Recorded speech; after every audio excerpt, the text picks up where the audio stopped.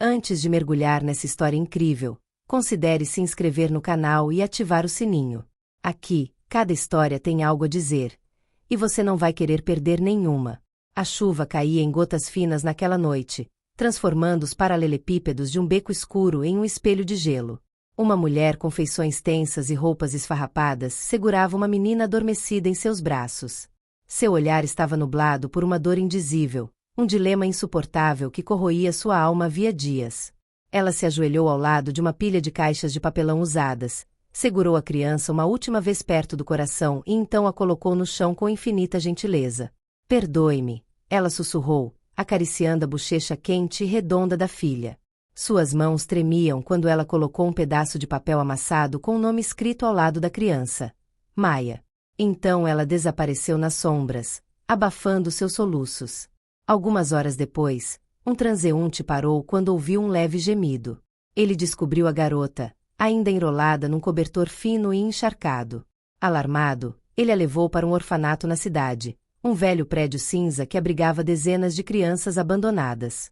Maia passou seus primeiros anos neste estabelecimento austero, cercada por outras crianças sem família. Ela cresceu sem conhecer os braços de uma mãe, nem a voz reconfortante de um pai. Ela era uma criança quieta e observadora, com um olhar intenso que revelava uma inteligência precoce. Quando aprendeu a falar, ela frequentemente fazia a mesma pergunta às irmãs que cuidavam dela. Por que meus pais não vieram me buscar? Ninguém tinha uma resposta para ele. Aos 5 anos de idade, Maia foi adotada por Pierre Lefebvre e sua esposa Blanche. O casal, à primeira vista, parecia respeitável, pelo menos aos olhos da equipe do orfanato, que os via como uma chance para a menina. Pierre era um homem de meia-idade, com um físico robusto e cabelos grisalhos penteados para trás. Ele usava ternos baratos, mas bem conservados, e falava com uma voz profunda e autoritária. Blanche, por outro lado, era mais reservada. Ela era uma mulher modesta, constantemente relegada à sombra do marido. Ela nunca teve filhos, e era difícil saber se ela realmente queria Maia ou se estava simplesmente seguindo as decisões de Pierre. Quando Maia entrou pela primeira vez em sua nova casa, ela ficou impressionada com a atmosfera fria e impessoal do lugar. Tudo estava em seu lugar, muito organizado, muito rígido. Ela instintivamente procurou por algum sinal de calor, algo que a fizesse acreditar que finalmente estava em casa.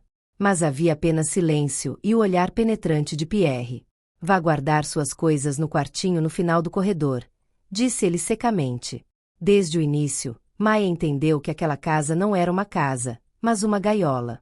Pierre Lefebvre logo revelou sua verdadeira natureza. Ele nunca se interessou por Maia, a não ser como uma responsabilidade administrativa, um gesto para satisfazer uma imagem de respeitabilidade. Ele nunca tocou, não demonstrou afeição e falava dela como se ela fosse algum tipo de objeto. Um erro da natureza, ele às vezes dizia em voz baixa, quando achava que ela não ouvia. Maia, ainda muito jovem para entender completamente o significado dessas palavras, sentia, no entanto, seu peso em seus pequenos ombros. As primeiras humilhações foram sutis, quase invisíveis para o mundo exterior. Pierre a obrigava a ficar no quarto durante as refeições, alegando que ela fazia muito barulho enquanto comia. Ele se recusou a deixá-la brincar lá fora com as outras crianças da vizinhança, explicando que sua presença atrairia olhares. Mas com o passar do tempo, sua intimidação se tornou cada vez mais cruel. Ele a comparou a animais, riu da textura do cabelo dela e a forçou a repetir frases degradantes para ensinar a ela o seu lugar. Diga-me, Maia, o que você é? Ele perguntou a ela um dia em um tom falsamente gentil. Eu sou uma menina. Não, você é um fardo. Um fardo que tive a gentileza de aceitar. Cada palavra ressoava dentro dela como um tapa invisível. Blanche, por sua vez, permaneceu em silêncio. Ela não gostou do que Pierre estava fazendo com Maia, mas não ousou se opor a ele. A passividade dele machucava a garota tanto quanto a brutalidade de Pierre. Com o passar dos anos, Maia cresceu à sombra do desprezo de Pierre. Aos 14 anos, ela começou a entender completamente a extensão do racismo e da crueldade de seu pai adotivo. Ele a forçou a participar de tarefas degradantes, proibiu-a de falar com meninos e privou-a de qualquer coisa que pudesse lhe trazer conforto. Mas uma noite, a violência psicológica atingiu o ápice. Depois de uma discussão particularmente intensa, na qual Maya ousou responder a um de seus comentários racistas, Pierre ficou furioso. Você acha que consegue me enfrentar? Ele gritou, agarrando-a violentamente pelo pulso. Ele a arrastou para o quarto dela, abriu o armário e tirou um vestido ridículo, de cor berrante e mal ajustado. Vista isso. Maya hesitou, com lágrimas nos olhos. Faça o que eu digo, ele gritou. Tremendo, ela obedeceu. Quando ela olhou no espelho, viu seu reflexo distorcido pela dor e vergonha. Peter caiu na gargalhada. Olhe para si mesmo com cuidado. Você não passa de uma lembrança de erro. Essas palavras ficaram gravadas em sua mente como uma queimadura indelével. Naquela noite, Maya chorou silenciosamente, cerrando os punhos até que suas unhas cravaram nas palmas das mãos. Foi a noite em que ela percebeu que, se quisesse sobreviver, um dia teria que escapar daquele inferno. Pierre exercia um controle invisível, mas implacável, sobre Maya, um controle insidioso que se infiltrava em todos os cantos de sua existência. Ele nunca levantou a mão para ela, mas suas palavras foram suficientes para despedaçá-la. Ele não a criticou diretamente, ele apenas suspirava quando ela falava, revirava os olhos quando ela expressava uma opinião e fazia comentários cortantes disfarçados de conselhos. Você pensa demais, ele dizia quando ela fazia perguntas. Você só serve para sonhar, ele dizia quando ela mencionava suas ambições. Cada frase, cada olhar, cada silêncio prolongado fazia entender que ela nunca era boa o suficiente, nunca correspondia às suas expectativas vagas e mutáveis. Em público, Peter o ignorou deliberadamente. Nas raras reuniões familiares ou eventos na vizinhança, ele fingia não vê-la, envolvendo-se em conversas animadas com outras pessoas e, ao mesmo tempo, excluindo-a sutilmente. E quando estavam sozinhos, ele era ainda mais cruel, menosprezando-a sob o pretexto de treiná-la para a vida real. Ele constantemente a corrigia na maneira como ela falava, andava e ficava de pé.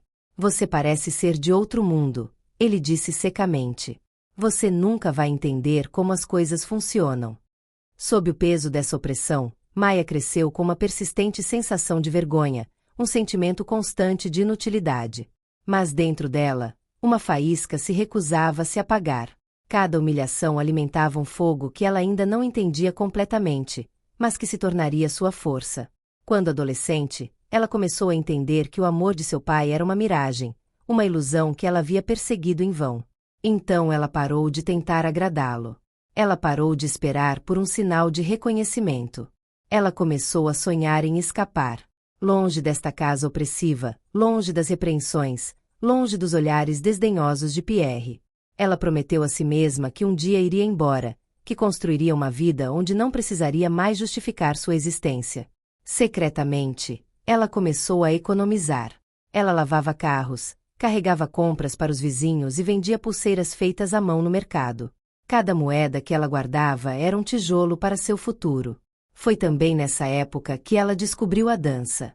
Certa noite, atraída pela música que emanava de um centro comunitário, ela parou em frente a uma grande sala com espelhos brilhantes. Fascinada, ela observou os dançarinos se moverem com graça e intensidade, seus corpos contando histórias que palavras não conseguiam expressar. Foi uma revelação. A partir de então, ela dedicou cada momento livre à dança, aprendendo observando, imitando e repetindo várias vezes. Era seu refúgio, sua fuga, o único lugar onde ela se sentia livre, onde tinha o direito de existir plenamente. Então chegou o dia em que ela soube que não podia mais esperar. Aos 18 anos, quando a aurora ainda lutava para dissipar a escuridão, ela saiu de casa, com uma sacola no ombro, o coração disparado, mas o olhar fixo no horizonte. Ela não tinha nenhum plano específico, apenas uma certeza: ela nunca mais voltaria. Ela encontrou refúgio em um apartamento pequeno e modesto nos arredores da cidade, um espaço minúsculo, mas dela.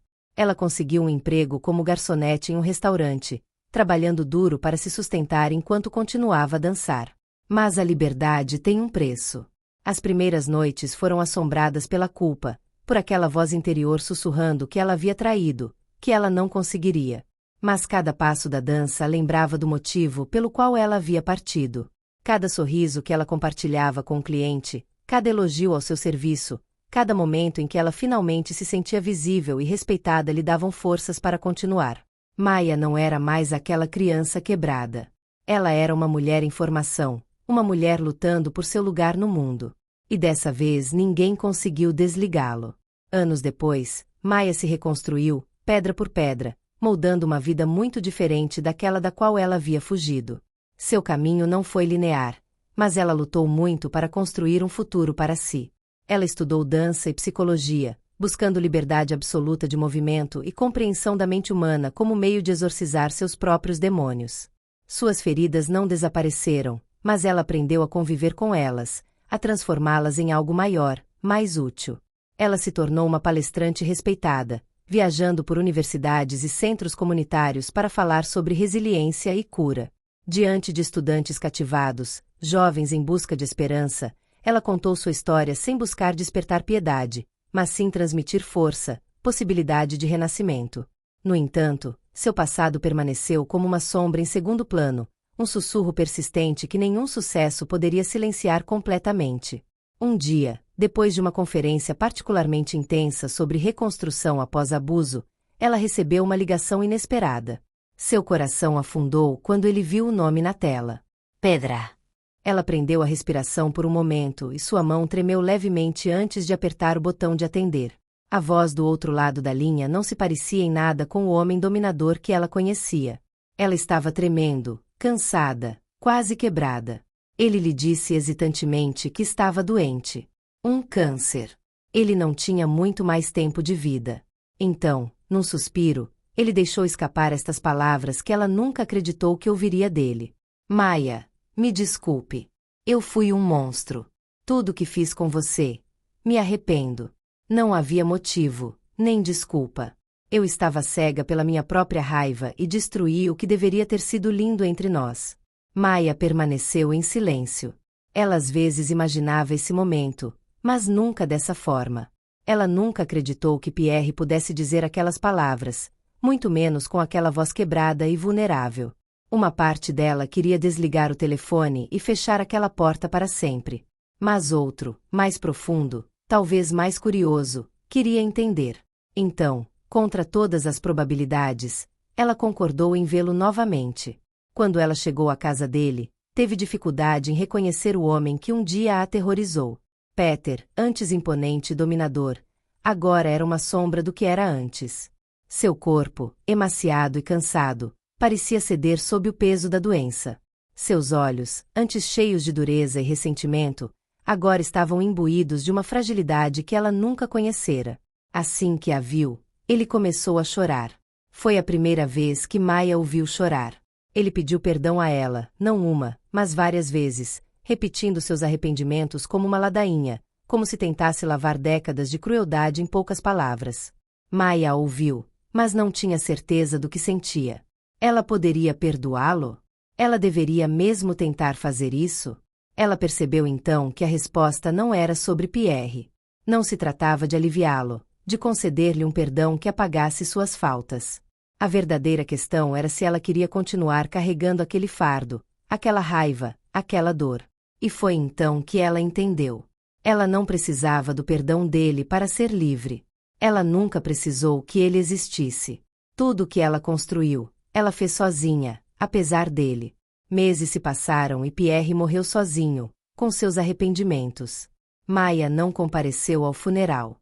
Este capítulo de sua vida estava encerrado. Mas ela não o esqueceu. Pelo contrário, ela usou isso para levar seu comprometimento ainda mais longe. Ela dedicou sua energia a ajudar jovens vítimas de abuso, compartilhando sua história não para se afundar na dor, mas para mostrar que era possível reconstruir. Ela lançou programas de apoio, trabalhou com associações e usou a dança como uma ferramenta de cura. Ela queria que outros encontrassem forças para quebrar suas correntes antes que fosse tarde demais. Maia nunca buscou justiça pelo que sofreu. Mas olhando no espelho todas as manhãs, ela via uma mulher livre, forte e completa. Um ser humano que se recusou a ser definido pela violência do seu passado. Ela se tornou sua própria vitória, um exemplo vivo de resiliência e redenção.